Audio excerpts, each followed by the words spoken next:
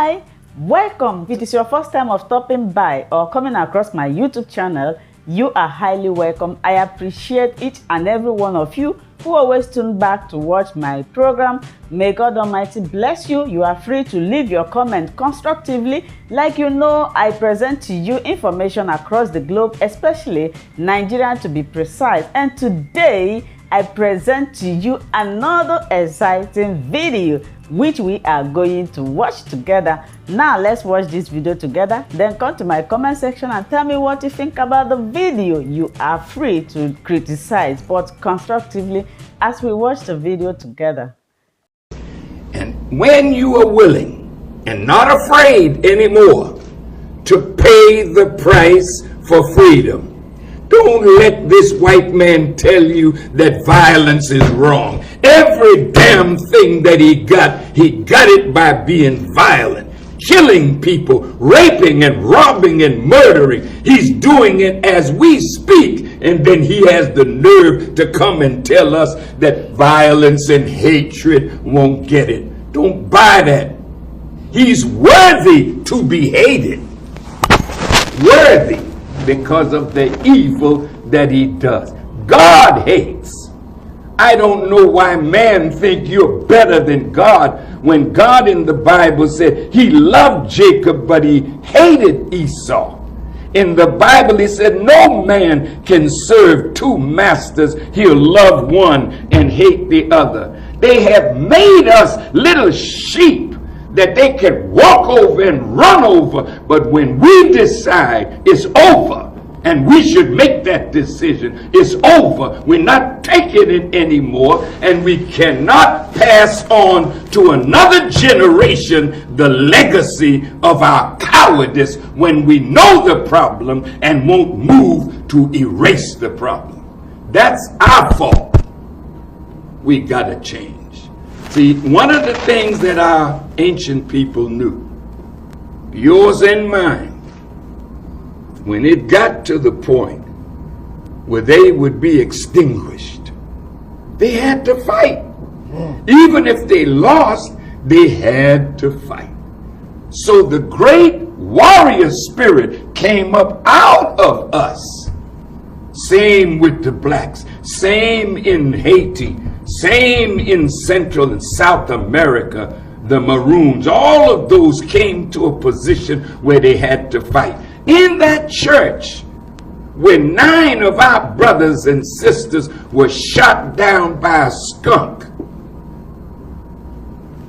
how in the hell are we justified in offering him love and he offers us death? Somebody asked me the other day, Excuse me for my passion. That's brother. okay. Asked me, can you forgive him? And I looked at him, I said, no, I cannot forgive him because he knew what he was doing.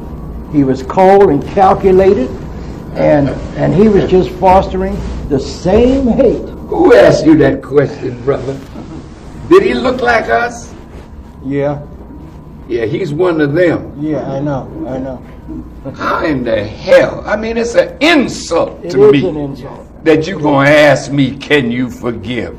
How long have white people been doing this kind of evil to the darker people in the earth? Well, how long Since do we have to they've been continue? here. And when we make up our mind, we're not taking it no more. Because it's better to be dead than to live under tyranny all the days of your life. This is why America separated from England. The tyranny of King George was too much for them to bear. So what did they do? They decided death is better. So it was Patrick Henry that said, give me liberty or give me death. And until we come up with that kind of mind, I'd rather be dead than to live continuously under this kind of tyranny. And when you think like that, you'll do what is necessary to move the tyrant off of you. With the help of God, we will win if we fight. And on the other question, I I saw a lot of people saw broadcasts, and I'm trying to say if it's possible for you to address people that might be not so okay with broadcasts that we saw from the man in the creek that just starts his own government and wants to make people to follow him, which is not going to happen, so that people will be rest assured that everything is under control, under one command, as it has always been. Thank you, Master. Thank you very much, and very, very incisive questions you presented this very morning. Let me make it very clear, abundantly clear. Let me start from the last. That we are not under any government. This is, I think, about the 6th time they have tried to launch a government. I saw the very mischievous headline from Nation newspaper yesterday, alluding to the fact that I had given my support to the idiotic and ridiculous formation of any government. The only reason why I have not come out to totally condemn it was because they said it is a customary government. It is not the government of Biafra. It's just like the way you have the 12 Sharia states in the north.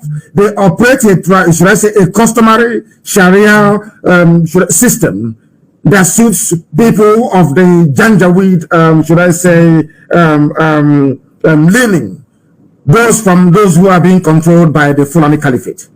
They have the Sharia in the north. Does it affect you where you are? Does it affect us in the south? The answer is no. So you can form any government you like. It can maybe you and your friends can get together and form a government. Nobody's stopping you. It is called a customary government. Some idiots tried to form the same rubbish many, many years ago. Some of them tried to pressure me into forming a government. And I said to them, no, that before you form, our people are Republicans, they are Democrats by nature. Before you form any government, you need to get their permission. They need to mandate you to do it. You just can't wake up in the morning and insultingly say that I'm forming a government for Biafra. Somebody who's a Janjaweed, somebody whose allegiance is to Saudi Arabia, somebody that despises Israel, somebody who is a nobody, has no following. Even the wife doesn't follow him.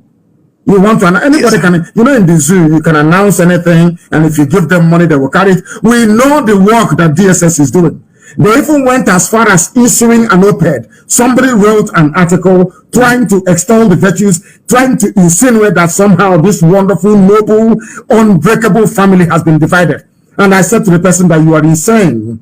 Once you leave IPOB, you are on your own. You cannot take anybody with you. It is impossible because we are one family. That is who we are. One name under one command. Not two, not three, not four. People may try to seek relevance. It is in their nature.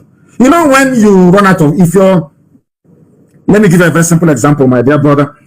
Anytime you see a harlot, anytime you see a prostitute, anytime she runs out of money, she will put on a very small skirt and high heels and handbag with lipstick and wig, and she will go and stand on the street corner. If she doesn't have bread, because that is what she is used to.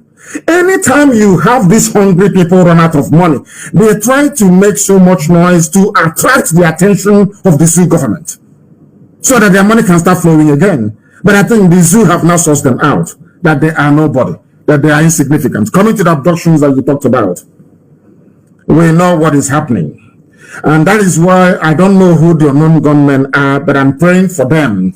All those people, I am praying to God to please put it in the mind of the unknown gunmen to go and find those who are kidnapping our people and deliver judgment to them. No, they will not deliver. They will send them to Chukwu to judge them. That's what we are praying for. But if you think that they're going to go scot-free, then whoever thinks along that line is very much mistaken. They are all going to pay very, very dearly for it. If you look at how the zoo is now progressing towards disintegration, what we have been praying for and working for very many years has now caught on in Yoruba land. I know that now that Baya Debanjo is the new Afenifere chairman, or should I say the president of Afenifere. A very wonderful, wonderful development because he is a man of his words. And the likes of Ibagani Adams are now saying the right things they ought to have said many, many years ago. And the very young man is doing very well, saying what they should have said many, many years ago. And you can see how things are progressing. We are only waiting for the middle belts to rise up as well. And the zoo is history. Forget all the nonsensical garbage about constitutional force. You do constitutional force majeure with people who are reasonable, people who are sensible, people who are amenable to reason, not Fulani Janjaweed. They don't understand it. What they need is war and chaos, and that is what they're going to get. Look at, do you know that they no longer go to school in the north? The zoo is almost gone. And as I said, if you have not gotten your Somali visa yet, please try and do so, because the zoo is imploding and imploding very, very fast. All those involved in the abduction of our people, very soon they will receive their own judgment. That I can assure you categorically. And thank you very, very much for coming. And wherever you are, as you pray for ESN, pray for IPOB, also pray for those saints. They are saints, sent from heaven. They are called unknown gunmen. But to me, they are saints. Thank you very much. Thank you. Hi, welcome to my channel. If this is your first time or first day of coming across my YouTube channel or seeing my face, you are highly welcome. Herzlich willkommen zu meinem Kanal. Mein Name ist Linda Chukwuezi. Ich komme